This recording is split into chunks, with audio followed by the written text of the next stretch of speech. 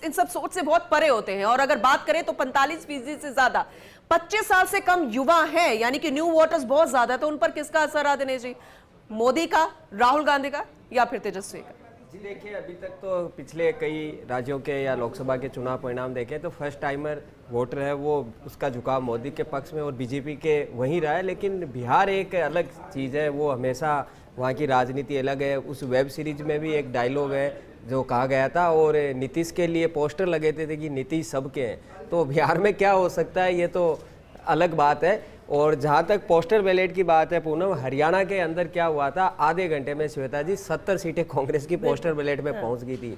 1 घंटे बाद 9:30 बजे बाद कांग्रेस नीचे जाती गई और बीजेपी उस सीटों के आंकड़े। तो पोस्टल बैलेट में क्या है, तो एक रुझान तो तय है कि सरकारी जो कारिंदे कर्मचारी है योगेश जी, उनका रुझान एनडीए के पक्ष में दिख रहा है। तो सरकारी कर्मचारी का एक बड़ा रोल इसलिए होता है कि वो वोटिंग प्रक्रिया में भी शामिल होते हैं, सर्विसेज के भी होते हैं, आर्मी के, अन्य अर्धसैनिक बल है। तो ये रुझान जो एग्जिट पोल के दावे हैं उनके आसपास ही यहाँ पर है। लेकिन अब जैसा कि नरेश जी बता रहे थे, कई बार क्या होता है, अलग अलग पार्टियों का जो गढ़ होता है या मुस्लिम बाहुल्य क्षेत्र होता है, ईवीएम भी वहाँ से खुल जाती है, तो वो फिर बढ़त वहाँ हो जाती है। तो 9 बजे के बाद क्योंकि ऑल ओवर सारी ईवीएम हर एरियाज की वार्ड की खुलने लग जाती है, तो एक तस्वीर साफ हो जाती है। और वो रुझान लगभग वही रहता है जो दोपहर 12, 1 बजे, 2 बजे तक रहता है। एक जो नारा दिया ना यहाँ पर कि बिहार पिछड़ा क्यों रहे, बिहार आगे क्यों नहीं बढ़े, बिहार महाराष्ट्र की तरह क्यों नहीं आए, बिहार कर्नाटका की तरह क्यों नहीं बने, यूपी में जिस तरह विकास हुआ है योगी की सरकार के समय, बदला है यूपी, तो क्यों बिहार क्यों नहीं बदले।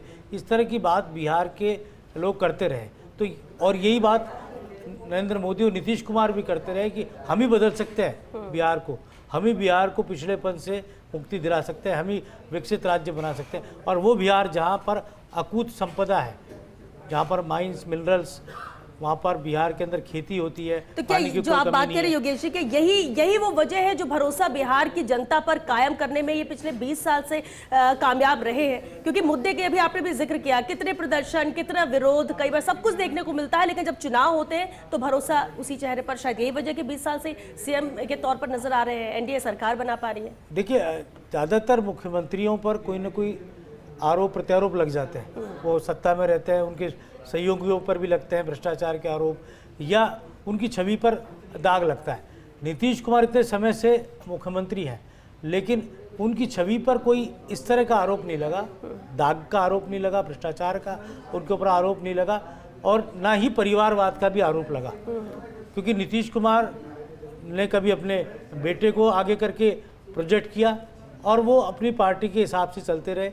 और नीतीश कुमार ने खुद की छवि को अपने अनुसार गढ़ा, क्योंकि वो उस ज़माने के नेता हैं जब राम मनोहर लोहिया की विचारधारा कह सकते हैं, जेपी की विचारधारा कह सकते हैं, और छात्र संघ की राजनीति से निकले हैं।